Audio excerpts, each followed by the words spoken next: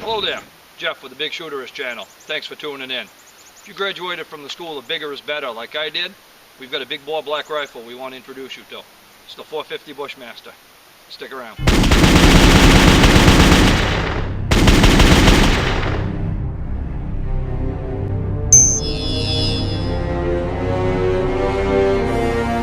So today we're testing the 450 Bushmaster. Now this isn't a new rifle to us. This is something that we've been working with for a few years, and when Bushmaster came out with it, we were really excited. This thing is leaving the pipe, depending on the barrel length, between 2,000 and 2,200 feet per second. It's almost 1/2 inch in diameter.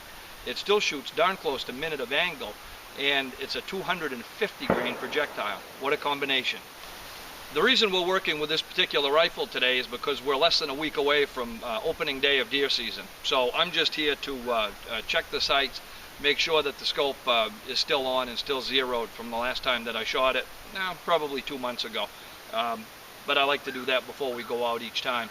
Now, I've tried several different sighting systems on this, and one that I found to work very, very well is the Loophole VXR. It's a 1 1/4 to 4 power scope, and it also has a red dot.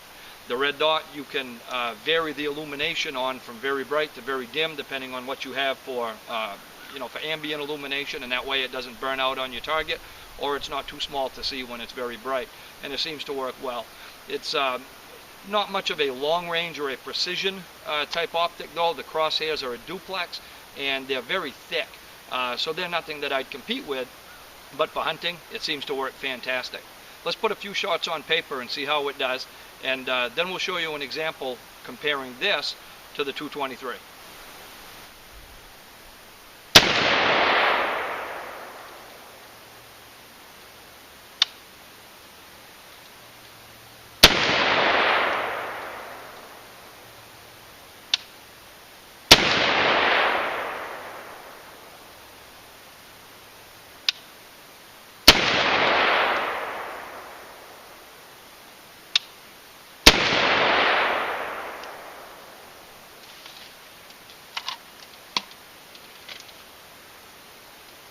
Let's see how it looks.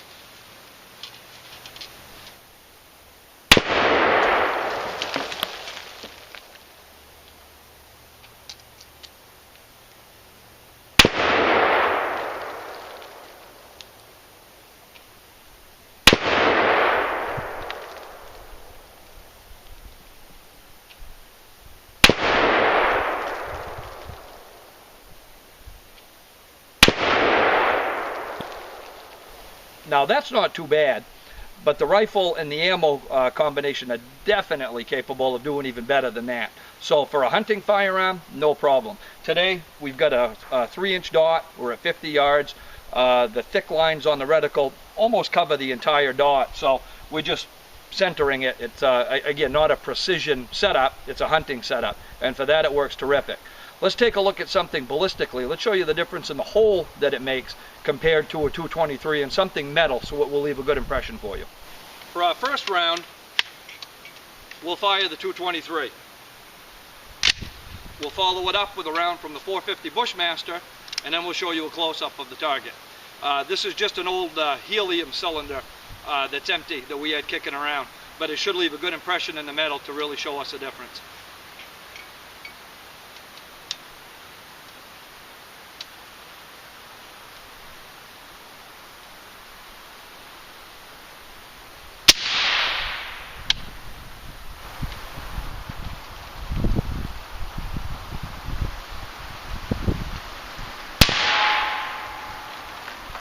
Now let's shoot to 450.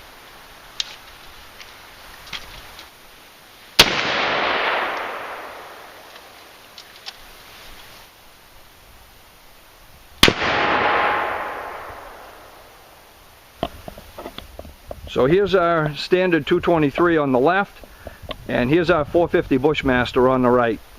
I think the picture speaks for itself. So at this point it should be more than clear. Bigger round, it's fast round, a lot of energy, very accurate, good hunting rifle. Now one thing that I should mention is because of the extra mass of this 250 grain projectile. Multiple chamberings are going to eventually allow the projectile to start sliding forward a little bit because it's not a crimped round. So if you're like most hunters are, and you go out for a day and you don't shoot anything, and you unload and you come back in maybe in the afternoon or the next morning multiple times, eventually you're going to notice that this may not even fit in your magazine. So take notice of that, and don't chamber the same round over and over and over. And a good indicator will be a light dimpling on the primer because of the floating firing pin system. So great gun to hunt with, very accurate, very powerful. DRT, dead right there when you shoot something. It does a fantastic job. Take a look at the 450 Bushmaster if you're into big bore chamberings. Thanks for watching the video. Please subscribe. I think I'm in the right area. Make sure you tell all your friends about us, and until next time, have fun and be safe. And no, I won't let you down.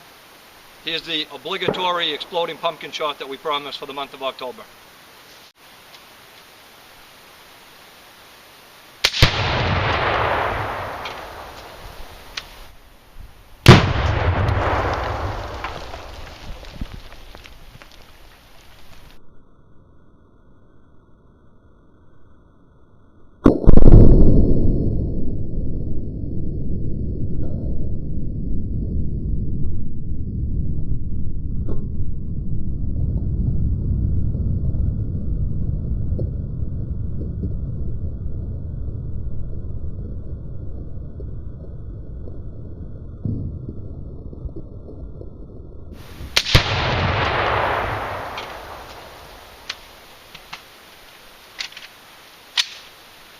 Bye-bye, pumpkin.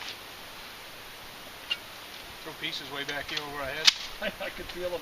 One of them hit me in the boot.